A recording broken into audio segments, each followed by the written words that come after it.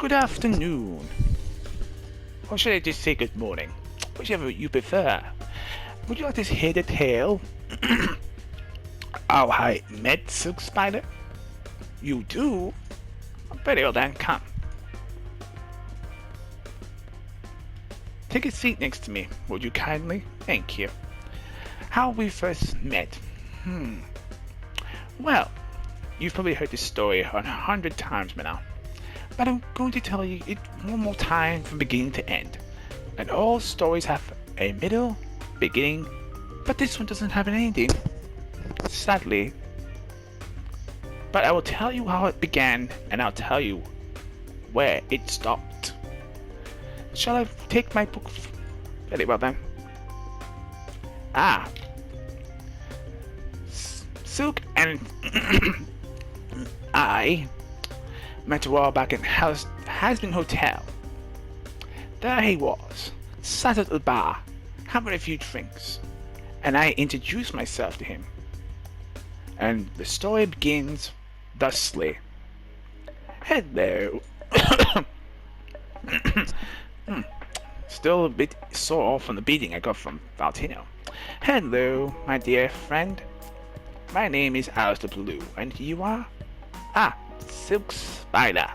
Of course. Pleasure to meet your acquaintance. As I said, holding my martini glass in one hand and my hat in the other. I bowed my head to greet the dear creature, and he just looked depressed. So I started by saying, "What's wrong, my dear? Why so sad?" And I managed to get him to open up to me. And he does tell me everything I need to know. So I said, "Listen, I don't want to be your love interest. No, that's too soon, you see. We've only known each other for a day now. Instead of a love interest, how about a friend?" We shook hands, and we became friends. Or so I thought. But I was wrong. We were never friends. At least not at first. Oh, trying to be friends with Silk Spider was difficult. It was a difficult challenge, but I was going to prove him wrong, and we were going to be friends, no matter what the cost. Then there was times that when I tried to be his friend, he would show no emotion. He would push me away. I was never needed in his world until I was actually needed. So, I know you've heard this story before, but I'm going to tell it again. Halloween, October 31st, movie night. I invited the poor child to my boudoir to have a few drinks and watch a movie with me, and sadly, he turned me down. And his excuse was, he was going to hang out with Cherry Bomb and my brother. Which is unusual because Cherry Bomb has never come to the hotel, and my brother wouldn't waste a finger on him, as I've said before. So I went to his room, and there he was with his pet pig, Mr. Nuggets, sat down watching a horror film, crying in tears. He made the whole thing up to make me feel sorry for him, which I did. So I took him in my room, and I brought Mr. Pig with me, and we watched the movie together. And for the first time ever, he smiled. He smiled at me the first time ever, and he thanked me for the good time. Then he left back into his room, and he slept well. Then there's been times I've tried to kiss him, and instead of just being playful and saying politely no, he got angry with me and told me to leave. He told me, then when I asked him, why is it you can't show any affection to me, my dear? He said to me, "I'm not interested in you. You're not really Alistair. You are Alistair Blue." To my surprise, I was shocked. So I kindly took him by the hand and I said, "Listen, dear Silk, me and Alistair Blue, we're the same. Yes, I speak with a British accent, and he speaks with a gruff New York one, but we're the same nonetheless. When my father pulled this out from the hat, he actually pulled me from a different universe. Universe B, if you will. What is Universe B, you ask? Universe B is where it's a what if universe. Where what if, instead of him showed up to the hotel, I showed up to the hotel. What if Baggy was straight? What if Charlie had never liked Alistair? What if Angel had actually made a deal? 100 different versions of what if. What if Alistair and Valtina were friends? What if Sir Pensis and Alistair got together? What if Angel and Alistair had kids? They're all wonderful what ifs in my universe. They're not real, but they can become real. So, our friendship went on, and it blossomed pretty well for a while. Yes, for a while. I even told him I had a thing for him.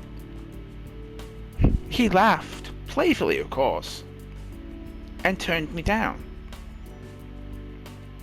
And I said, no, my dear Spider. You think I'm going to give up on you because you are a loser? I'm going to show you that you are a winner. And I'm not going to rest until I prove my point. Surely but surely our friendships started to take off. We were good best of friends. He needed me, I needed him. But there was just times that he did not need me or want me around. And I couldn't figure out why. And then when I talked to the poor child, he apologized, only to take a knife and stab me in the back again, by telling me the truth and saying the truth hurts. Now, I may not be the original Alistair, fair enough, well played, but you have to understand, I am his opposite. Do you remember the first scene together that you had in the first episode of Hazbin Hotel? Do you remember how he turned you down even then? There's been so many times that you've tried it on with him and he's turned you down at every single turn. I am not like that. I have never turned you down in any single turn. You needed a friend, I was there for you. You needed someone to take care of when you were sick, I was there for you.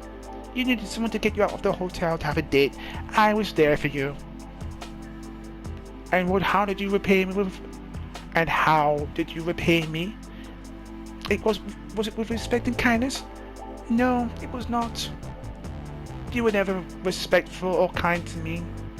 You were never nice to me after those first few times we were together. You never showed me any emotion. It was always depression, sadness, and loneliness. You pushed me away at every turn, every time I tried to be your friend. And every time I tried to show you some happiness or affection or any kindness, it was always the same reply. Coming from Spider, I will never love you. I will never truly be your friend. I see you as nothing but a cheap imitation of Alistair Original. Now, my heart was broken into two, and yes, for the first time ever, Silk Spider made me cry. Me! The Blue Demon, the demon of hell, cry. I was so destroyed that day. And you know what I tried to do? I tried to hang myself in my room. Now, I know what you're thinking. How is that even possible for a demon to die that way? I found a way. Because I am a man of science. It took me about 4 days to come up with a human potion. But I pulled it off. And you see, once you drink the potion, and after the effects kick in, you can die as a human being in hell. And once you die as a human being in hell, you cannot be brought back. I've read the rules and I understand how this world works. Sure, the only way for you to die as a demon is by angel spear or angel bullets. And when those vulgar angels kill you, it's not a pretty death, it's painful. Of course, you can still survive as long as they don't hit the heart or the head. But if they stab you to death, then there's no bringing back. So I told him, would you like to hear the origin story of how I was created? And he looked me in the eye, blew smoke in my face, and went, no. No! You've heard all the origin stories of how you came to be. We've heard the origin story of you and Valtino. Hell, we've even heard the origin story of you and Vaggie before Vaggie even met Charlie. You didn't want to hear my story of how I was created? Really? I was so niffed. That's where it all started. So, I drank the human potion, I put the noose around my neck, and I was seconds away from tipping the chair over when I heard the voice of a bird. A beautiful voice, followed by a shabby voice of 2 character eggs, who just so happened to wander past my door and stop me from hanging myself. The snake-like creature had me in his grasp, his hands around my throat, ready to kill me with an angel knife. But then a tear came from his eye, and cried, and he could not bring himself to kill the creature, because he fell in love with him. And that creature's name is Serpentis. You see, like myself, he had his heart broken too many times by that dreadful spider and by that dreadful cherry bomb. He was on the brink of destruction as well. But he gave me his hand out of friendliness and kindness and showed me a better way. So I stayed with him for the next 6 months and we became a thing.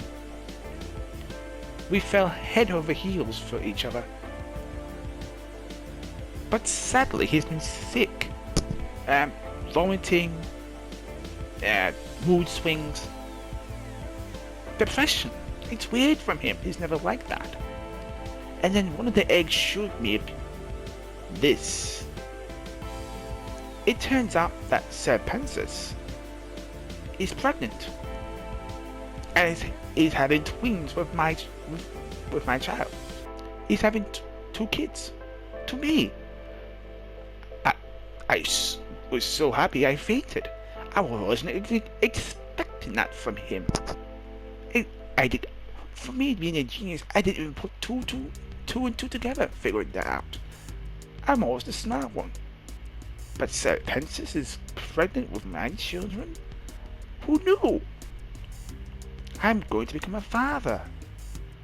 Yes, I'm going to call one of my children Alistair Blue Jr. and the girl Ashley. Well, it depends what it is. I could have 2 boys or 2 girls. It just depends. The doctor has not said what they are yet.